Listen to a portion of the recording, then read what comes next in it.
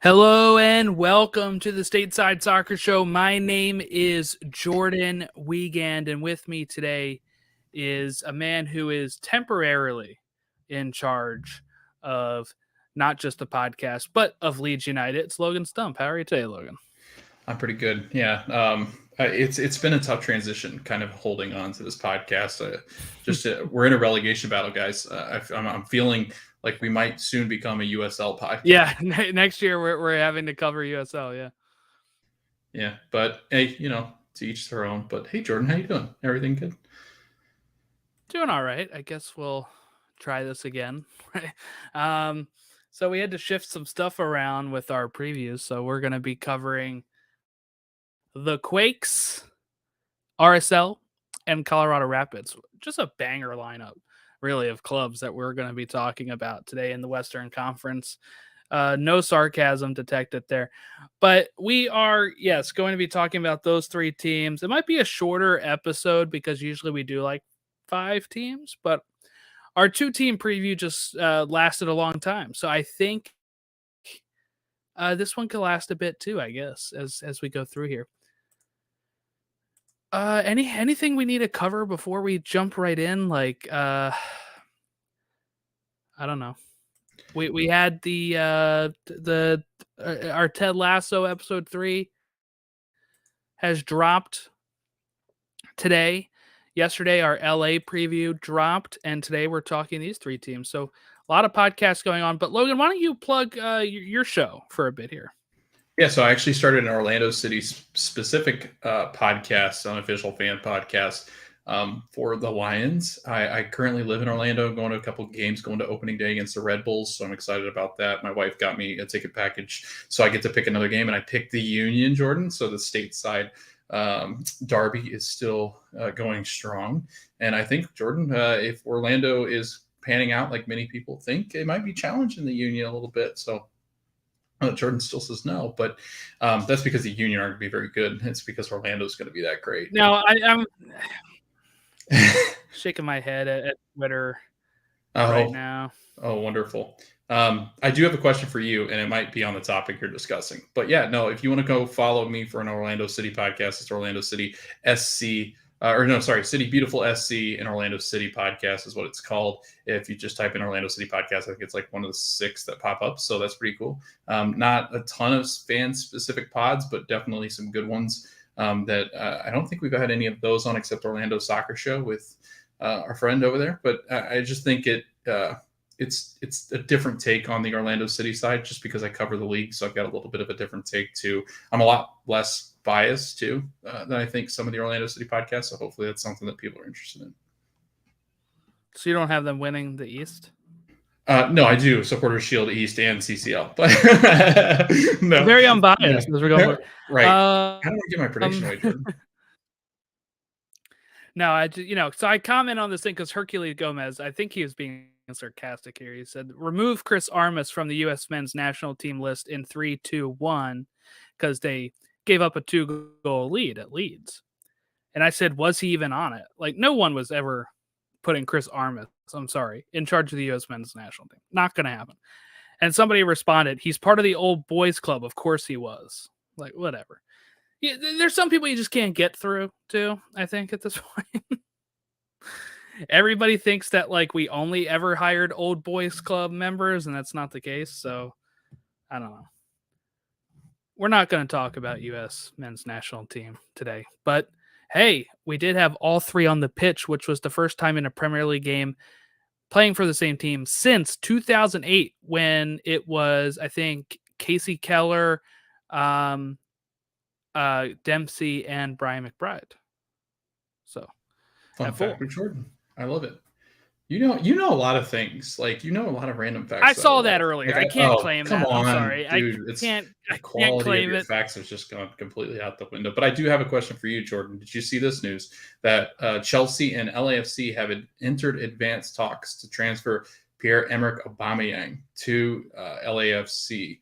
Now, the talks are still ongoing. They're still kind of a far away, but they have advanced from that initial stage where it was just rumors. It does sound like the clubs are in conversation. What do you make of it? You're a Blues fan, but what do you think?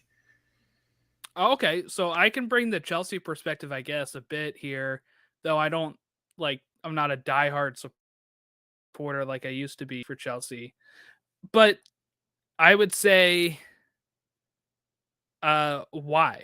I would say why? Why LAFC?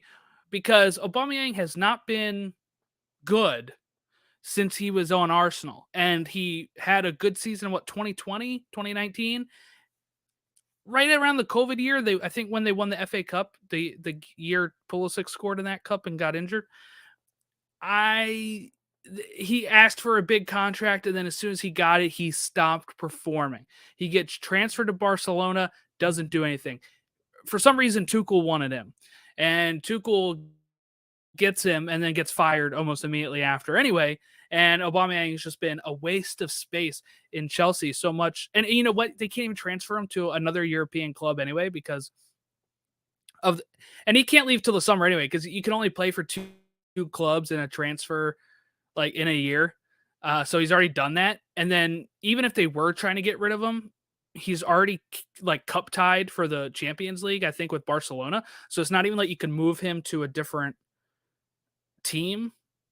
So I don't know. There's a lot of moving parts there with Aubameyang, but I'm sure he could come here and score. I don't think that's an issue. What I think the issue would be is productivity in the sense of on and off the field, wanting to be here, wanting to play, and then turning that into scoring goals. I could almost see it going as poorly as like Higuain's first year here, until like last year is really the best year Higuain had, right? When he was used as a sub. So I don't think it really moves the needle for LAFC. I think you'd be like, maybe you sell some shirts, maybe you get some people interested, but I don't know. He has to come here motivated. If he shows up motivated and he plays like he did at Arsenal, then it's a great signing. But I don't know if he's there anymore. I just don't. I agree. I think watching the All or Nothing with Arsenal and the way that he treated his teammates and the way that I think that he just kind of didn't mesh with Arteta, and Arteta seems to be a player's coach. I just don't know how that would fare because I think Greg Vanney would even be a little bit more strict, I think, than maybe a Mikel Arteta, because I do feel like Arteta probably had the almost open arms of all Well, the it'd be coaches with LAFC, right? or sorry, yeah, that's what I Yeah. meant. So Sorry, Trundle. Chirundolo. I forget which LA is, but yeah, Chirundolo. I get okay. Then it changes. I don't know why I was thinking Galaxy, but I don't know if it changes anything. He got into it Chicho I Arango, guess right? That yeah, wasn't like I don't know if yeah, that. I don't know. I don't know. yeah. I sound like an idiot now. No, but I was like, which team am I talking about? Like, you're right. Well, we did But just cover both, yeah, so it was very confusing. So I do apologize for my mistakes, but let's move on. I don't think it's a good signing, though. I just don't think Aubameyang is. He's very much like I think Gareth Bale, where I just don't think soccer is his priority anymore. I just don't think that that's something that he just collects money and moves on. So yeah. I mean, let me just look up his. I mean, I would have taken him a long time ago. I wanted him signed at Chelsea, like before he was same at when he was with Arsenal. Dortmund. Yeah, He's 33 though. It's not even like he's super young. I mean, he did have 11 goals for Barcelona in 18 games, which is good. But Chelsea, 11 games, 1 goal, right? 128 appearances, 68 goals for Arsenal. That was good. That's 2018 to 2022. But it was the end thing that really left the sour like taste in fans' mouths, right? That's how I remember it. Because my dad is an Arsenal fan, so I get that perspective. And I get like, we were all following along on it on Twitter of, oh, asking for this big deal. Great. We probably talked about it on Stoppage Time soccer show when that existed. And then it was like, as soon as he got that mega deal, it was like a ghost. Wasn't really putting in the effort. So I would worry about that. He's 33. That's still young in MLS terms for some of these Europeans that come over, or players that come over from Europe.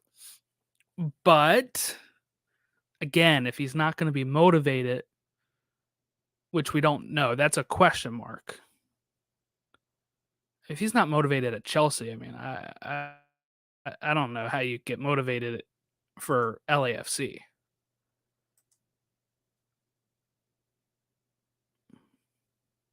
Okay, so actually he's cup tied for the Champions League on Chelsea, not Barcelona. So that's my mistake. Now I look like the dumb one, right?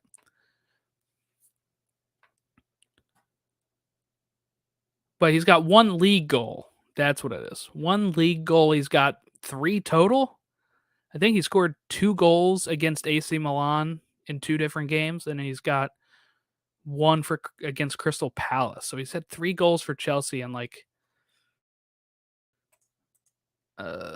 quite a few games. He's just, I don't know. I'm not sure if that's a good signing. And we didn't talk about it because it wasn't like, it was kind of like loosely linked. I think it was yesterday, right before we went to record, that Bogart kind of confirmed it. But we had already sent our questions to Gio. We're not going to spring Aubameyang on him like last minute, so we kind of held off. All right, I guess we can go ahead and move on to these previews. Get these previews done. So we try to spend about 10 to 15 minutes on each club. So that's what we're going to do. And we're going to start with the San Jose Quakes. So with the San Jose Earthquakes, last year they finished last in the West. Logan, they gave up 69 goals, which was second to last in the league, and they only scored 2. And that's with firing Almeida in April, which is still very early in the season because the season started in March, not February like it is this year. They did have some good experiences, right? Jeremy Abobasi scoring 17 goals in 34 matches. He's coming down from Portland, and he's had a really good year. He came down in the middle of 2021, and then last year got quite a few goals for them. Christian Espinoza had 7 goals and 9 assists. And, the Union even traded them Jamiro Montero, who had 4 goals, 6 assists. Pretty okay. Cade Cal didn't really do what we thought he could do after watching him in 2021. He's still only 18. But when you think back to the San Jose Quakes last season, is there anything that jumps out to you immediately that like, that was the definition of the San Jose Quakes last year? Yeah, I think looking back on the team, I think they figured out the attack somewhat, and I think they had a disappointing season from Cade Cal. But I think everything in the midfield back towards the defense, it just was subpar to just be nicely or put nicely. I think that San Jose really struggled to defend in situations where they're playing some of the worst teams in the league, and they're just leaking goals. To give up 69 goals, we talked about this. I know in our first season previews that we ever did, Jordan, that San Jose still struggled with this idea. They just thought that maybe they could outscore opponents and leak goals out the back. But it seems like it's been this case since we've been covering them in MLS. They just don't have that defensive midfield presence that really puts pressure on teams to make them, turn the ball over in the midfield, get the attack going. So then it leaves all that pressure on their back line. Last year, they went out and got Francisco Calvo, which was just a disaster in Chicago where he was. You throw him in there, and it's just basically the same story written all over again. JT Marcinkowski, I think, has struggled tremendously. Jordan, he was somebody that we looked forward to possibly being in the mix of U.S. men's national team keepers. And out of nowhere, Ochoa just dropped completely. Ochoa goes and now claims to be part of the Mexican national team, and he's been in just disarray since that youth camp that was way back in the Olympics. It seems like Marcinkowski and Ochoa have just struggled since then. But really, Jordan, when you think about this team, and I think you mentioned and you allude to it, the fact that they just don't ever have consistency as far as the coaching staff is concerned. But what I mean by that is that Matias Almeida just didn't ever seem to have this team, a fingerprint on what this team's identity was. And I think Matias Almeida was also looking elsewhere because you and I talked about where he was linked, I think, to the Chilean national team at some point. He was always looking for a South American job. It just seems like this team just doesn't have an identity. And I think you said, what do you think of when you think of the Quakes? I think it's that. It's just they don't have an identity of anything except we're hoping Cade Cowell is just as good as Wondolowski ends up being, because that's what we need. And I don't think they have an answer for anything else besides that. They think we just need somebody to score goals. Well, they got that in a different player, but I still think their identity is just a mess. It still is now that I'm looking at this roster. This is a club that, Logan, the whole time you've covered them, right? This is Logan's third season of covering this. And our whole show, our third and a half season as we go in here, because I started mid 2020. Tail end 2020. But they've been irrelevant, right? And it was like, since you started joining us, one of the first questions we had for our guest, right, was Almeida possibly leaving. And he stayed that whole year. And then we get Fabian on last year to talk for 2022. And it was Almeida might leave. And it just seemed like they were hitting that boiling point. That happened in April, right? And it was almost like they were so far in a hole at that point already that it was kind of tough for them to get out of. But then I don't know if that's actually true. That's just going off my memory, because I don't think they started off last in the West. They ended up there though. So they've kind of been all over the place. And when you have a season with Jeremy Ebobisse scoring 17 goals, you're like, that's great. That's great. I mean, Montero, even like you said, 6 goals, 4 assists, or vice versa, which is, I don't remember how many he scored at the Union, but I was kind of at the point where when they traded him to San Jose, I was like, that's fine. Like, the Union didn't need him, and they proved that by getting to MLS Cup. It's like, I don't know if this team, and I don't want to really rip into them here, I don't know if this team can ever be anything with the ownership that they currently have. And I've heard that from other San Jose fans that want this team to get, this team is like their third or fourth priority, right? The owners. So there has to be a way. And I hope this will eventually change throughout all of MLS, because how many clubs are there, Logan, where they are either owned by somebody very wealthy that owns another sports franchise, but this team is not their number one priority? It's a lot of them. The Revolution, Robert Kraft, this is not his number one priority. It's the Patriots. There's a lot of teams that are like that. Stan Kroenke, The Galaxy. We just talked about the Galaxy. Yeah. Now I want to bring up a point there, like, just before you move on, is you want, like, Orlando. You want the Will family who came in, and I've never seen Orlando spend this much money, but they instantly were like, let's put a checkbook to this team. We have priorities, yes, with the Vikings, but we also have it with Orlando City. Sorry, I didn't mean to cut you off, but that's what they want. What I want is more of these teams that are going to be either the number one priority or treated as a number one priority, like you're talking about Orlando. Obviously, the Vikings are number one priority for them because it makes the most money.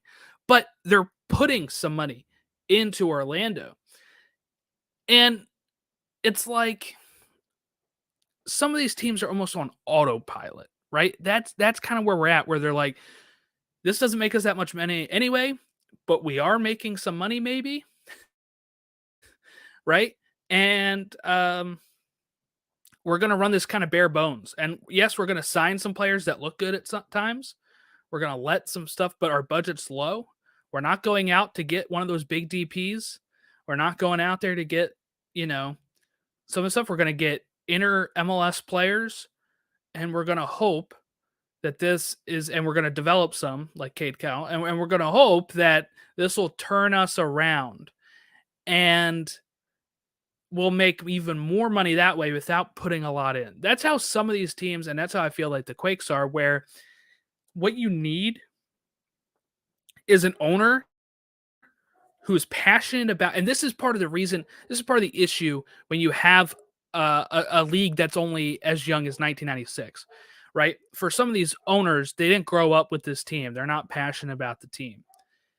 And the goal is to eventually, and I'm sure we'll get there at some point, have like owners that are bought in and maybe grew up supporting the team that they're owning, and that they're going to put money towards it, and they're going to hit the go switch. And the joke about it is that this team could conceivably make the playoffs if they do 9 teams, right? Like that is not, I don't think, unrealistic if they sort out the defense issues. If they sort out the defense and everything's working well for the Quakes, there's a shot that they can get into the 9th place, right? Like, because there's only what 13 or 14 in the West, so you only have to climb like 5 spots and you're in. But just not even like harping on the Quakes for this. I'm talking about just world, like MLS wide, league wide. There has to be at some point somebody that treats it like the Timbers or like the Sounders, where they are like, this is like a huge priority. It may not be number one, but it is really big priority. Yeah, Luchi Gonzalez is the new head coach. He comes in and is going to take over a team that I think still is struggling to find that identity. They do go out and add Carlos Grueso, who's a DP midfielder, who I think they've really needed.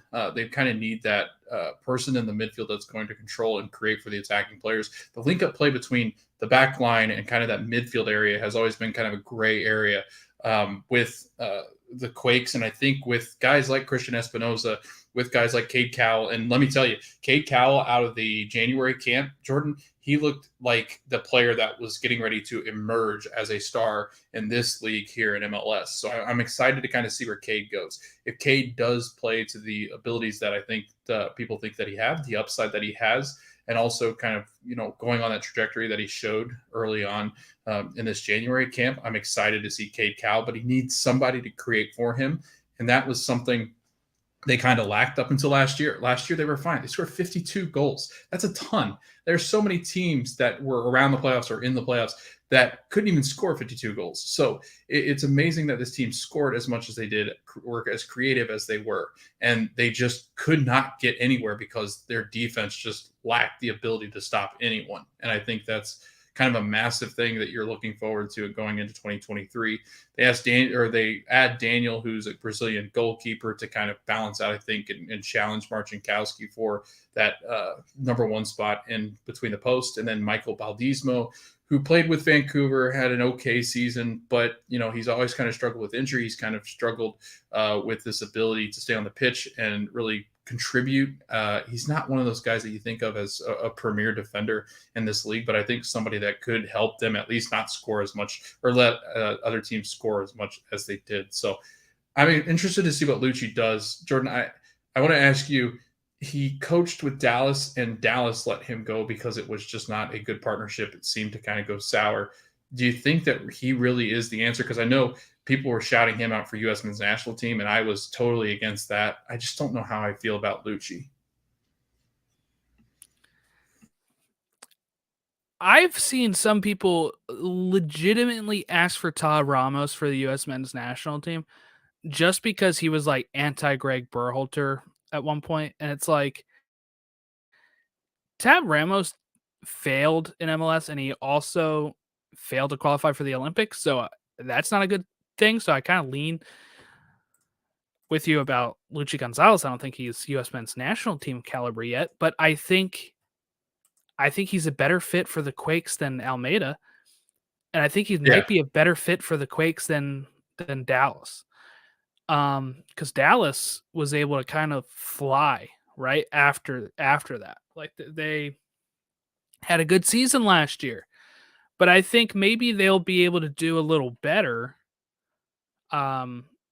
Like Lucci, and it would do a lot better with like a San Jose team because, frankly, the expectations are low. Maybe not fan wise. I think fans are like, we got to get on the right track. But I mean, like maybe like owner wise, GM wise, where they're like, we're not too worried about some stuff. But I think you got to give him time now. You had him hired. He came in mid season, right? Yes, they ended up last in the West which was second last, I think you said, in the league, or second to last in the league. But like we said, it's the defense. So it doesn't feel great that they lose somebody like Calvo and Remedi, right? But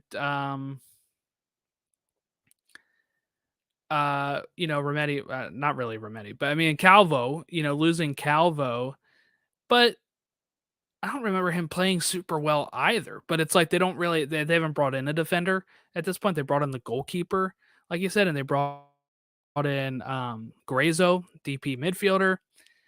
And so there's kind of still the question of, is the defense going to be good? Was it the play style of Almeida that was, killing that because it's like the Bielsa type style, which kills the defense at times. Like you said though, 52 goals. You know who else had 52 goals? Nashville. They made the playoffs.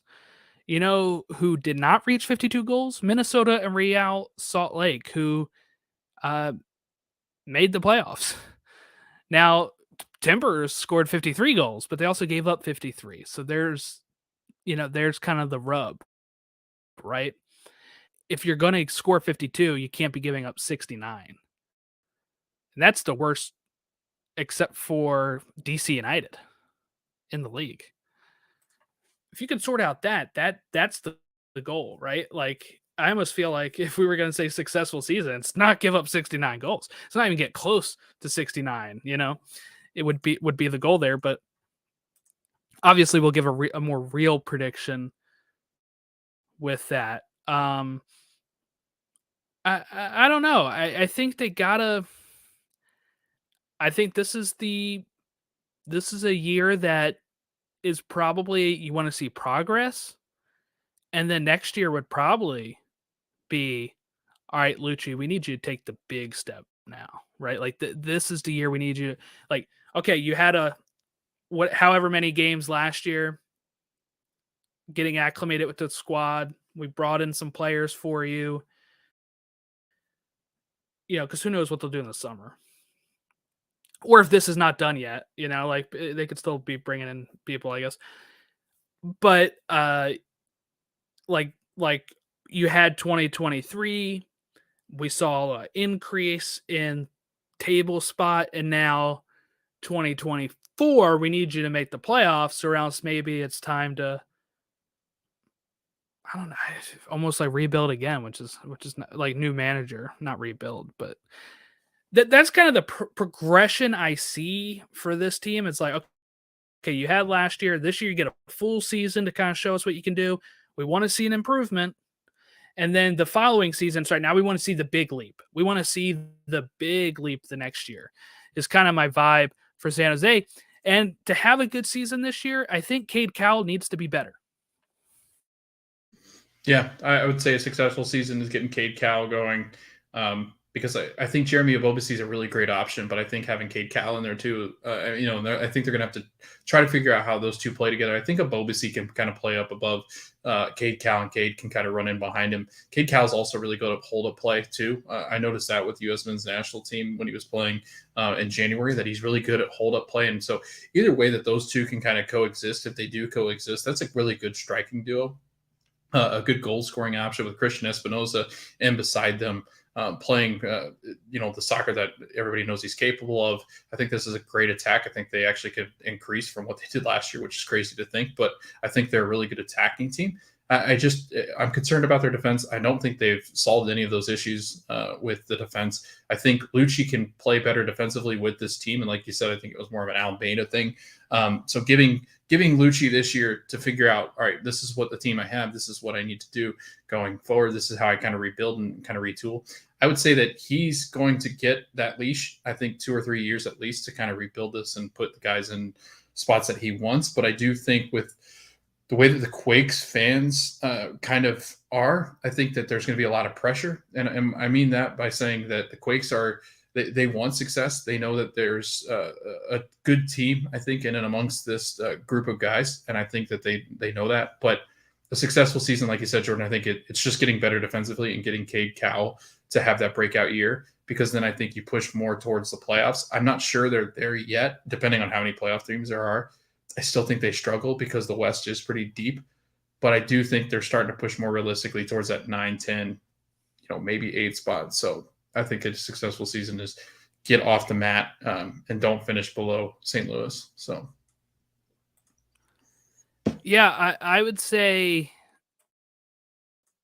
looking at Cade Cowell's stats, right? Last year was a down year. So you had 2021 at 17 years old, 33 games played, 1,600 minutes, 5 goals, 5 assists. That's 10 goals that he's playing a part in. Last year, 1,500 minutes, 31 games, 3 goals, 3 assists. So 4 less goal contributions.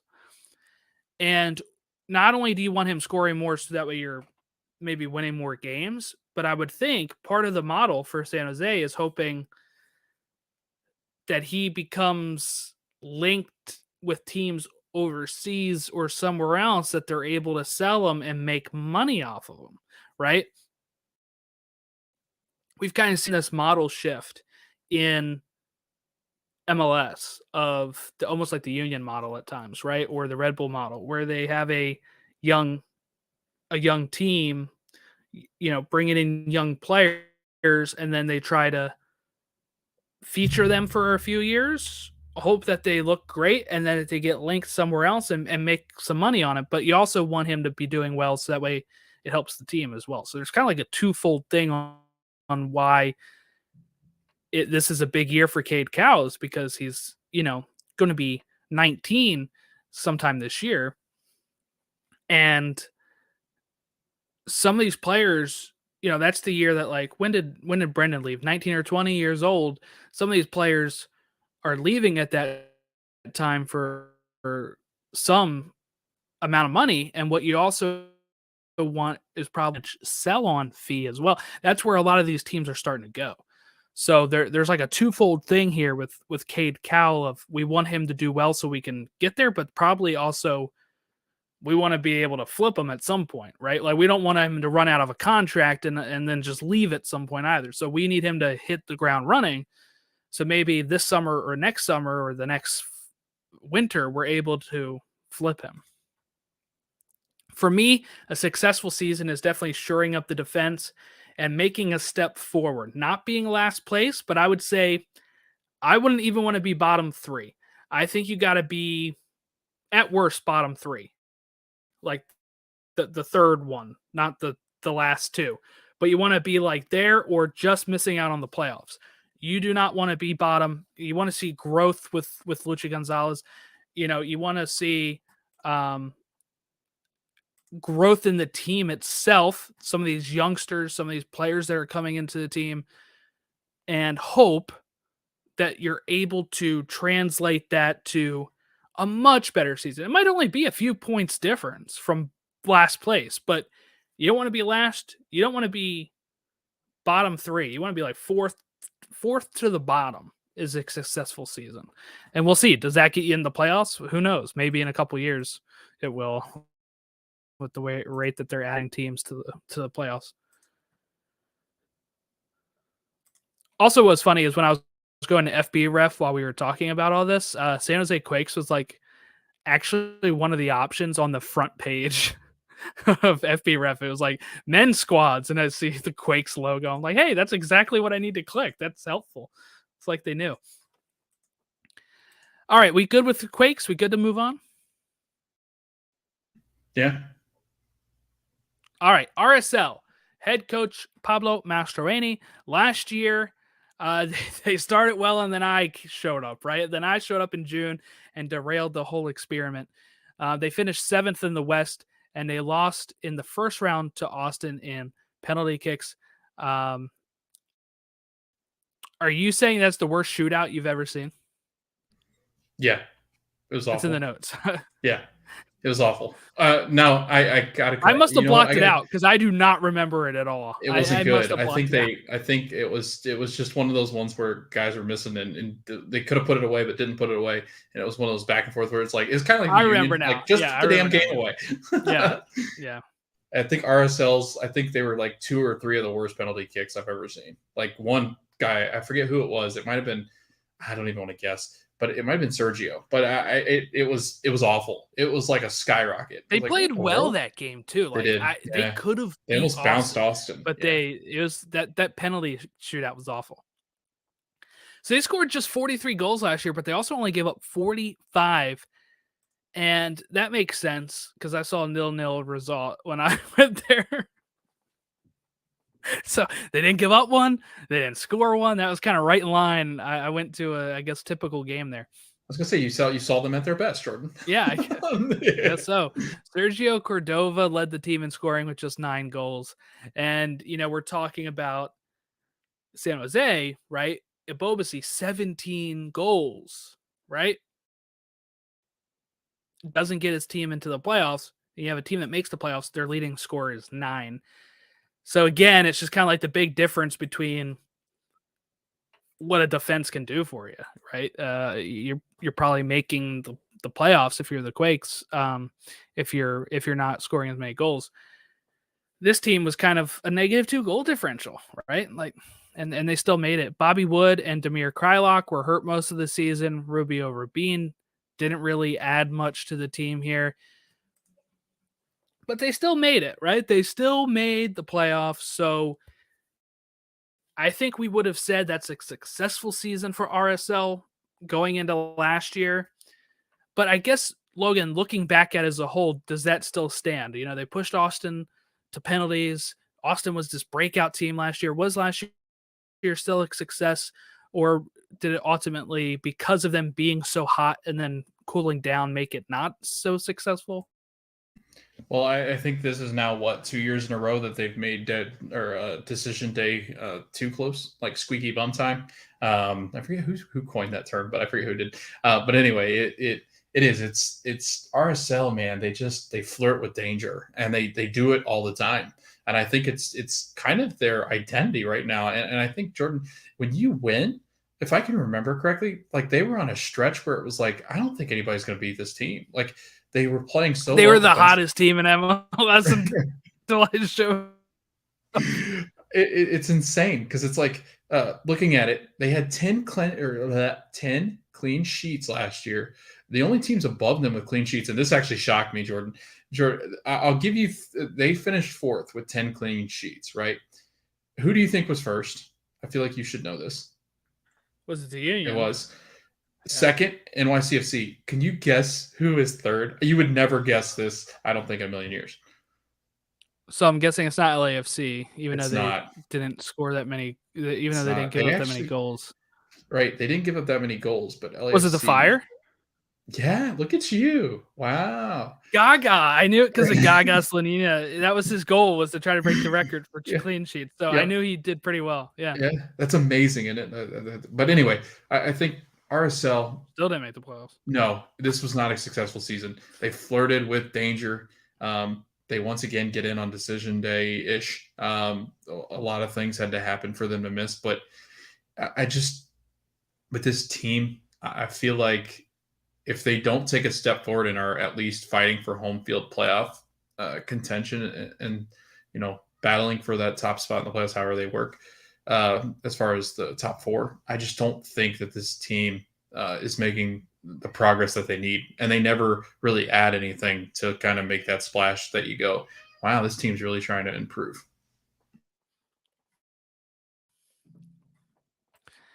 Yeah, I mean, I would say it's probably still successful for them last year, but you want to be able to improve this year, and it doesn't really seem like that's going to happen. Everybody's really upset about Sergio Cordova, right?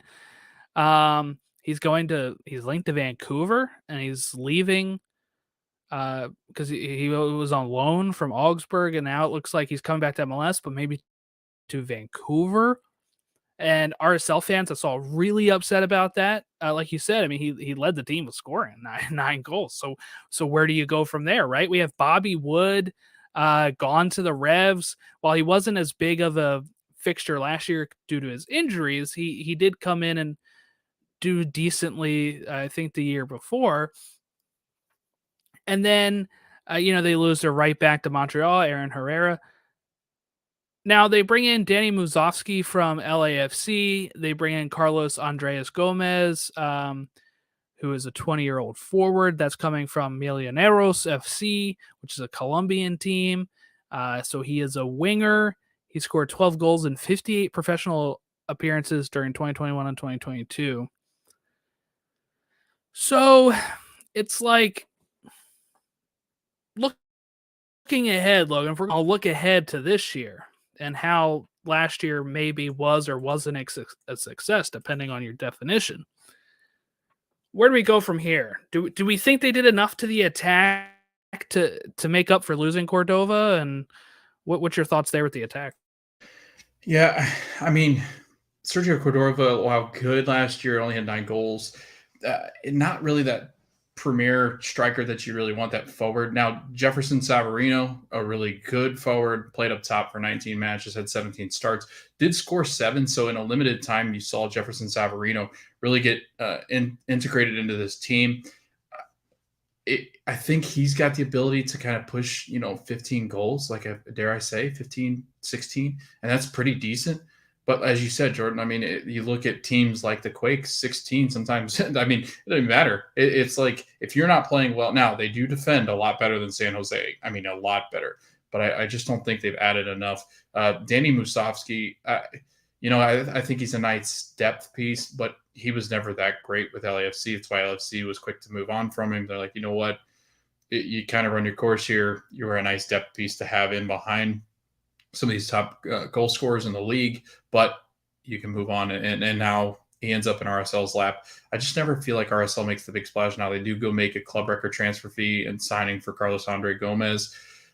I worry about wingers, Jordan. You and I have talked about this at length. I mean, look at the league. It just doesn't. Wingers from outside that are young just don't seem to kind of integrate into this league very well or very quickly at that.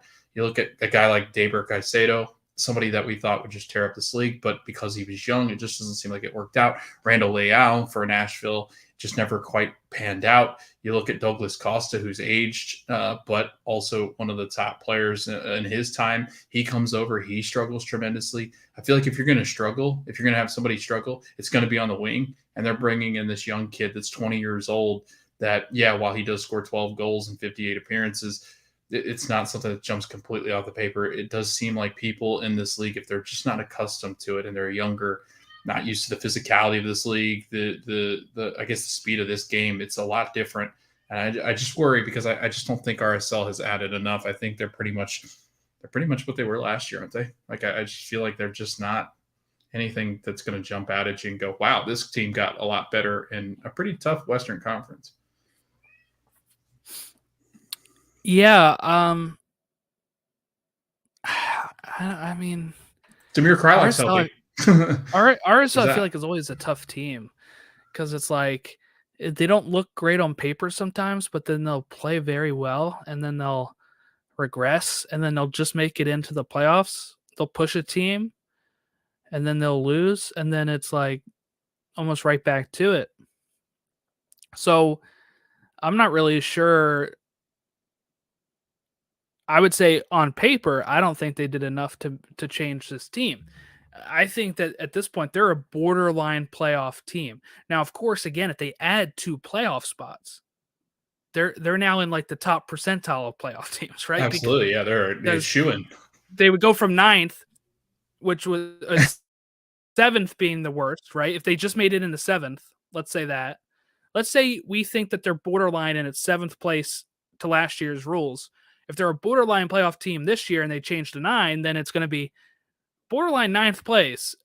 If they drop that far and still make the playoffs, I would say this is not a good season for them if we're looking ahead to a successful season for RSL.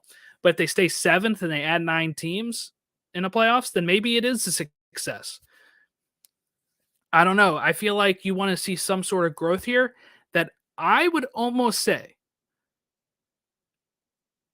5th in the West would be a successful season for this team. They finished 7th last year. I don't think they're good enough to get a top 4 playoff spot, but Nashville is out of the West. Nashville finished like 5th, I think, in the West, so why not try to grab that spot? I think this team can be better than Minnesota sometimes because Minnesota is a team that is very flip-floppy as well. So I do think you can rise a bit from that 7th place. That I would say, if I'm going to lay it on the line, successful seasons 5th or bust for me for RSL. Because if you stay 7th, you haven't improved, and 6th I don't think is like a coin flip if it's a point or 2 difference, right? And if you drop the 9th and still make the playoffs, I think that's a regression. So I would say 5th is like you're jumping 2 spots. There's a team that's gone from that conference. Yes, St. Louis is coming into it, but they're not prepared, I don't think, for this. So I'll say 5th for a successful season. I know that sounds very specific, but I can't see them being 4th, so I'm gonna have to go with that. No, I think that's brilliant. I think I would say I guess the motto could be don't let decision day matter, or the last couple of weeks before the season end matter for RSL. Matter in maybe going up and playing fifth or fourth, yeah, But not like leaving it late to yes, clinch. Yeah. yes. Stop leaving it late to clinch, and stop finishing 7th. I'm going to put you there in my predictions. I'm just going to spoil that right now, just because, right? They lock it in. They've been 7th the last 2 years. Like, why not? I mean, what I would also probably say as well is, if you're going to make 5th, make it through the first round of playoffs too, right? But I'll leave them at 5th as the barometer of a successful season. But if I'm a fan, I also don't want to get bounced out the first round again. I'd want to see some sort of growth in the team, and I'm sure that's why they're so upset about just kind of like the lack of improvement in the squad. And the lack of the Apple TV stuff. I mean, like, I saw them complaining about how cheap their club profile is. They didn't really put a lot into it. So, and they got some history there. They got some history. They got the Riot song, for, well, it was Riot because of Rio Tinto, but I'm sure that's what they'll still call it and stuff. But they have a great song that they play, like when you're, I mean, I did my soccer stadium tour video. It's up on the channel. So if you want to see my experience there, I had a ball. It was great. And that fan base was very good, and they deserve an increase. They deserve an increase. And I mean, they only have 2009's MLS Cup. That's all they really have. And a final appearance in the CCL, which that was when they had Garth Lagerwey, right? And he's now moved on from Seattle after he made Seattle a dynasty. And now he's moving on to Atlanta. So I guess the only good thing for them is that Garth is no longer in the West as well.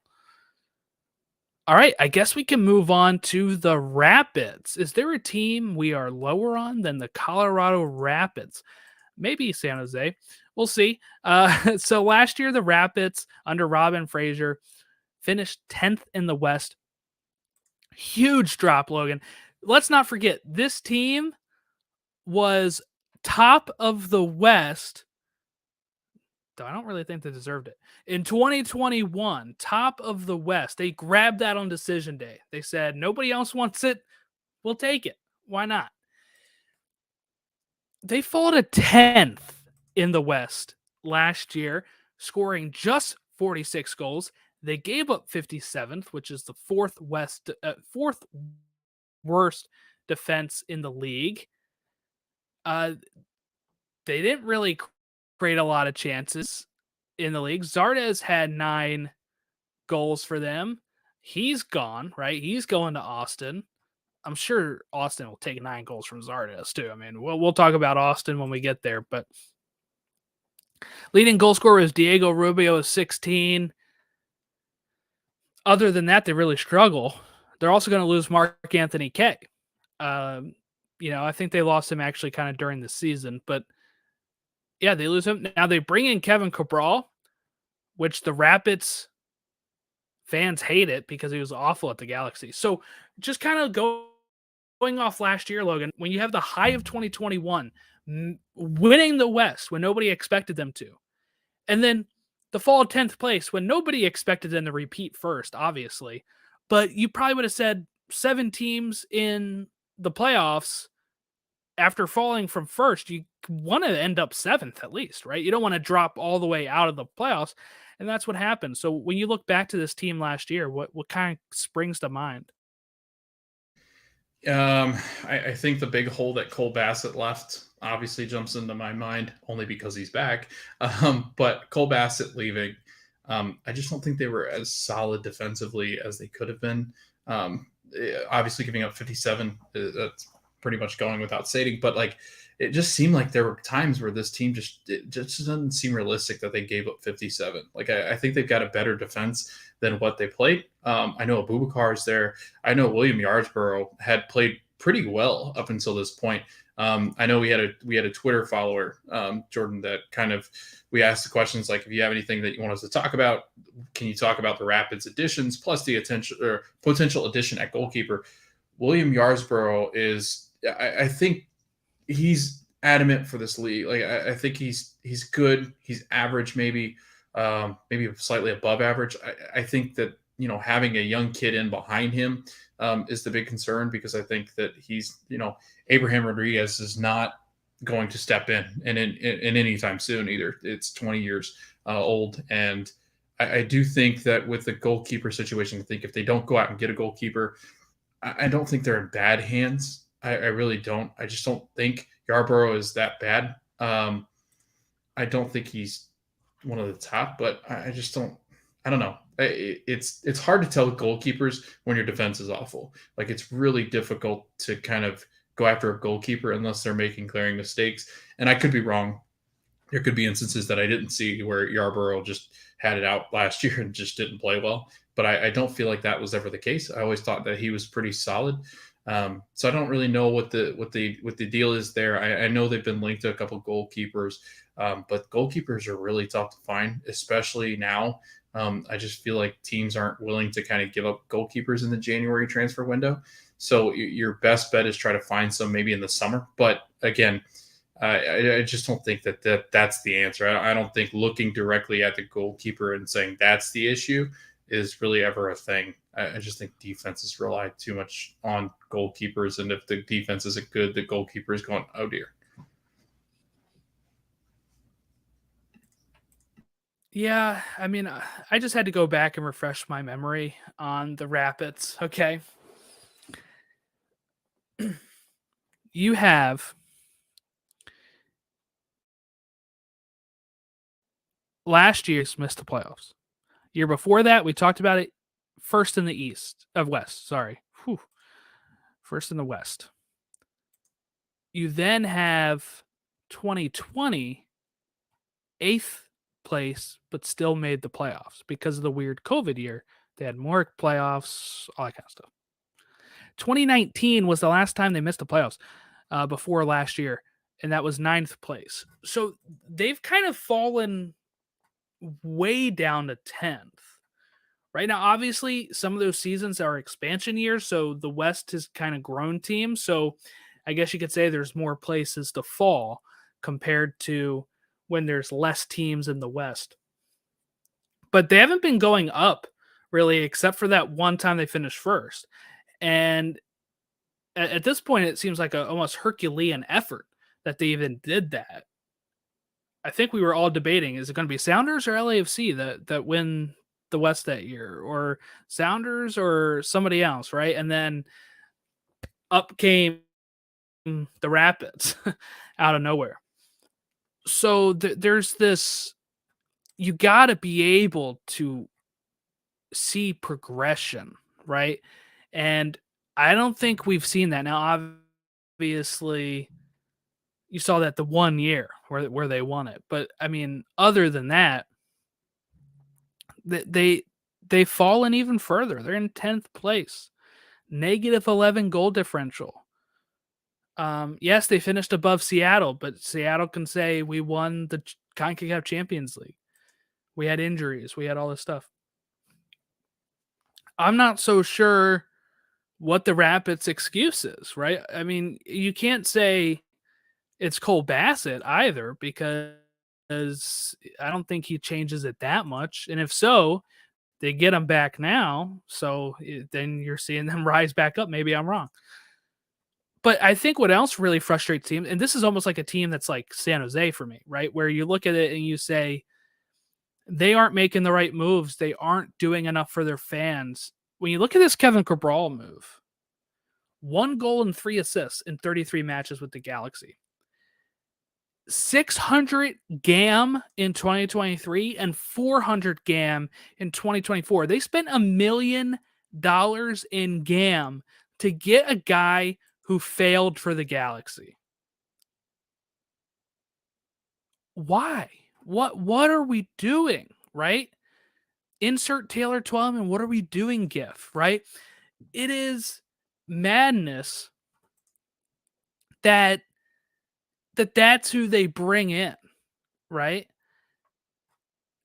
Who knows? Who knows how it works out? Maybe he hits some sort of form. They have brought in a lot of other players too, a Denmark, a Danish center back, Andreas Maxo from Brøndby, Alex Gersbach, a left back from Liga 2 side. They bring in Connor Ronan, who's the center midfielder for Wolverhampton.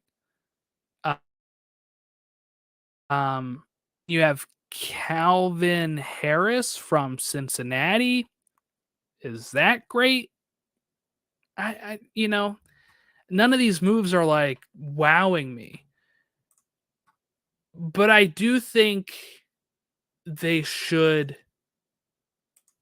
improve. I know I took a long roundabout way of reaching there, but I do think that they'll improve. I would hope. I would hope. I mean, you only lose 4 players.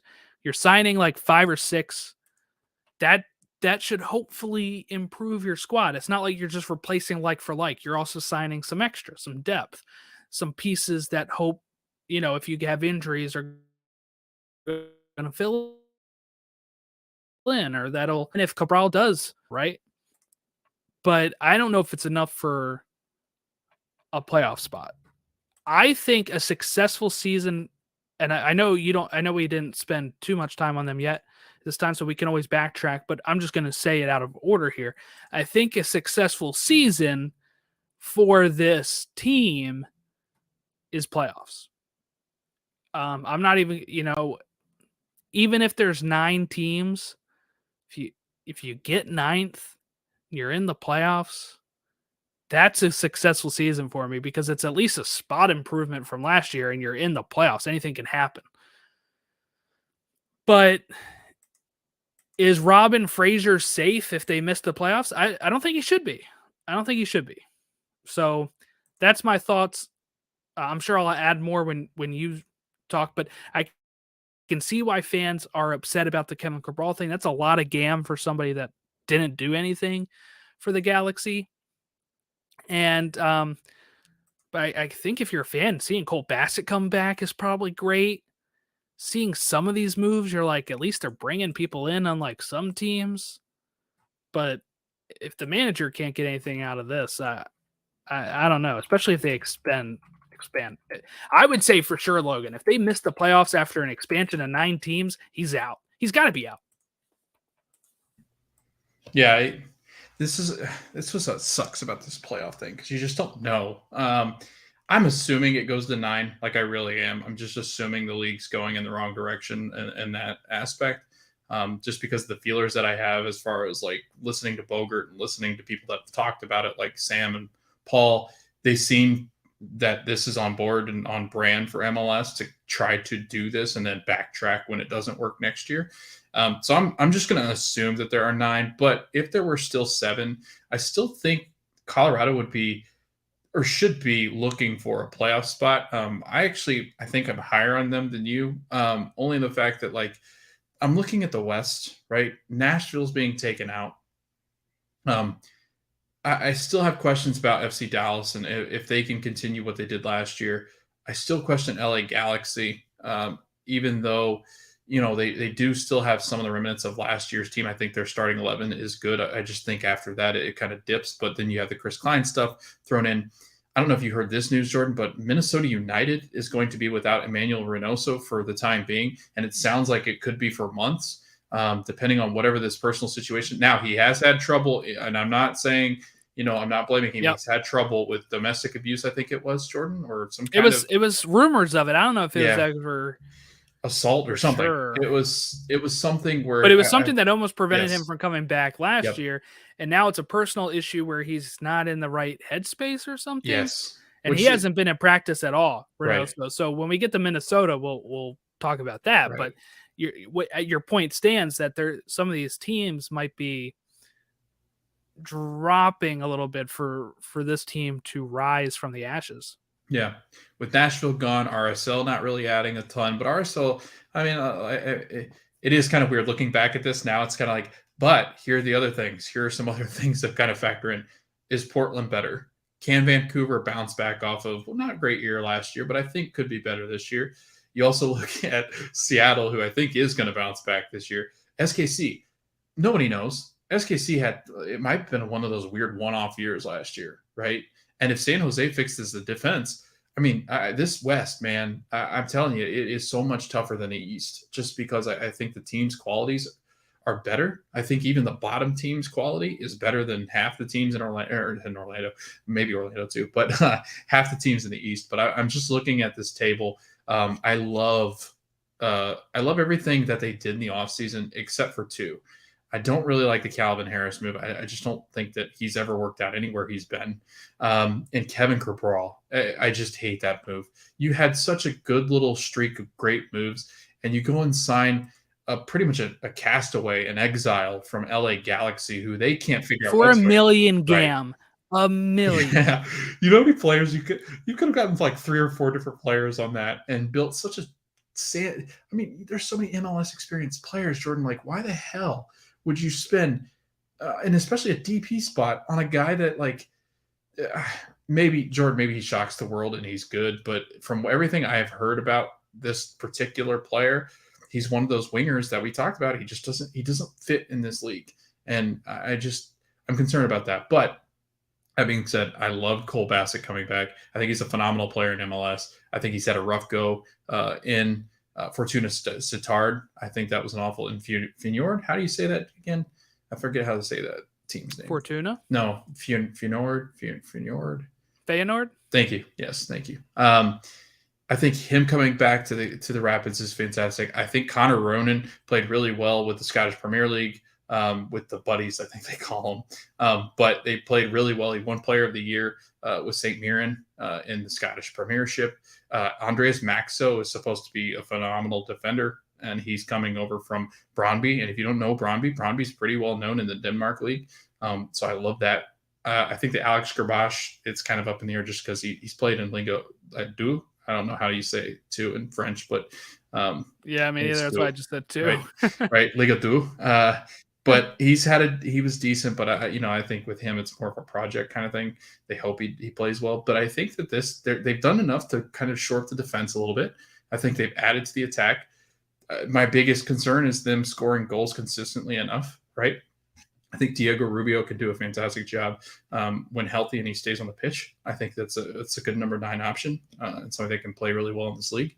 So I don't know. I'm pretty high on them considering some of these other teams now that I look at it. So I think a successful season is definitely making the playoffs. If we're still doing the 7, I would say 5th, 6th, kind of that same area where RSL is. Like, I think they and RSL are pretty comparable, not only because I call them different, I call them the same team often, but because I think that they have similar play styles. I think that they have same team, issues, same goal. Right, same team, same goal. I think RSL defends a lot better, obviously, but I do think that they have some issues with consistency in the attack, and I think that's going to be ultimately what decides how good they are this year. Yeah, I think this might sound like a very negative episode because we chose 3 teams that are kind of lumped into this state of we don't really know how good they'll be because of I guess, lack Inconsistencies. of investment, Yeah. inconsistencies, stuff like that. That I'm sure when we get to the other episodes and we're talking about, teams like Austin, Dallas, um, Cincinnati, Philly, Cincy, New York teams, right? we're probably going to have higher benchmarks for those teams. So I know it sounds like for these teams, successful seasons are kind of bottom of the barrel stuff, but that's kind of where these teams are. And this is why a lot of times when people say, it's time to let the salary cap go or stuff like that, I'm not sure if that's true at times because I think these teams would be blown out of the water by teams that are willing to spend and willing to not play by these MLS rules, right? Because I feel like they're given stuff. I mean, GAM is free money. They spent it, to be fair, just kind of on the wrong guy, right? It's kind of the vibe we get. They probably could have paid $1 million GAM to somebody else in the league and got a better player than Kevin Cabral. So not to hang up on that, but it's just kind of like that's what we're judging some of these teams off of is not even just who they're bringing in, but how much they're spending to bring some of these players in that are not big stars, that are not the best. It's almost like a wrong allocation of funds at times. So, but again, also GAM is almost like made up, so they probably don't feel bad wasting $1 million GAM on them because it's not real money, It's whatever. So hopefully, if you stayed with us, if you're one of those fans of the team, let us know your thoughts on what did we get it wrong? Did we totally get it wrong? Is expectations higher, expectations lower for some of these teams of yours? Are you yelling in your car as you're listening to this, yelling, "Hey, I think you got this wrong. I'm actually more optimistic about our signings, or I'm less optimistic." A successful season would be 10th because we even added St. Louis in here now. You like what St. Louis did or whatever. Like, let us know your thoughts. Tell us, your thoughts on the expectations for your team. Are you a fan who is easy to please, or are you a diehard fan that is hard to please, right? Are you looking at what the team made, the moves they made, and said, this is not good enough? Or are you saying, hey, I'm surprised we spent money at all? Let us know. And that's not just for these three teams, that's for any teams going forward. If you expect from the team, I think that could be fun. I think that could be interesting, kind of hearing the ground level fans' expectations for their team. Because we interview a lot of journalists that are a little bit more unbiased. We also interview some people that are like podcast host fans that are biased. So I am very curious to just hear fans themselves say, hey man, I just want to win, and I'm pissed at my owners for this. Or, hey, the owners are actually doing what they can. Like, I'm very interested in that. That's why sometimes I hang out in like the subreddits or the message boards, Twitter threads, looking at what all these fans say. But yeah. So Logan, if you want to tell everyone who we're talking about next week, so if they do want to reach out to us, they can tell us. Yeah, so we're going to start out with Monday, or I don't even know when we decided to record this, Jordan, to be honest with you. But I do know that I think it was Sunday, but it was Sunday, and then I think we're going to try to record next week too, midweek next week, with another one. I want to say. Yeah. Okay, that's what I thought. I was like, I think we're trying to do like beginning of the week, Sunday, and then we're going to do midweek. So the next one that we've got that we're going to record is Charlotte, Atlanta, Orlando, and Miami. That's going to be the next episode. And then the following episode, we're going to be doing Minnesota United, SKC, Dallas, Houston, and Austin. So we're doing the Texas trio. And we're hoping to have on the Moon Tower guys. If not, then we're going to be going maybe no other pod. If not them, then we'll have some random guy from Minnesota like Jack. No, but either way, we got like it sucks because show 4 has all of our good friends, like people that we really do enjoy talking to. So that's gonna be we should have split some of those up. Yeah, now that we're thinking of it. Yeah, I still can. I can still do the graphics. We can pretend. No, that it's I never fine. Said that. It's okay. fine. But the reason why I did that, Jordan, is because I definitely wanted to put Nashville, Cincy, and St. Louis in the same episode, and then I felt like the crew had to be with Cincinnati. So then it was like, okay, which other team could have been with them? I could have thrown Chicago into the other side and then put like SKC, but then I was like, that's no fun. I wanted to put all the Texas teams together. Yeah. So I guess my reasoning made sense. And then the Northeast has to be together because they hate each other. So it's like they got to be together because those fans really don't like each other. So, but yeah, no, I'm looking forward to it. So Charlotte, Orlando, Atlanta, and Miami is the next one. I think. And who do we have for that one? Yeah, we got the great expert of Orlando City, Logan Stump, talking about the Orlando City Lions. So I'm excited about talking to him. I haven't talked to him in a while. But then we're also going to have on hopefully Moon Tower. If not Moon Tower, I think we're going to head over and ask the guys at No Other Pod. Either way, we're going to ask those guys to come back on because we love having Dan and Jimmy on just because they're a lot of fun. And then we love having Jack on. So I think it's a very difficult group to kind of mix up, but even Aaron. So it's like we've got too many people and too many markets that we enjoy talking to. So it's a good problem to have, but a problem. Yeah. All right. Well, if you want to reach out to us and give us that feedback or let us know, you can reach us on Twitter, Instagram, Facebook, and on our email, Stateside Show. So email is statesideshow@gmail.com. The other ones are at Stateside Show. And like I said, the Ted Lasso episode has dropped. So if you want to listen to that, that's on the same feed, but it is also on its own separate feed called BelieveCast. So if you just search BelieveCast, you should be able to find it wherever podcasts are, or you can go to Twitter at believe_cast.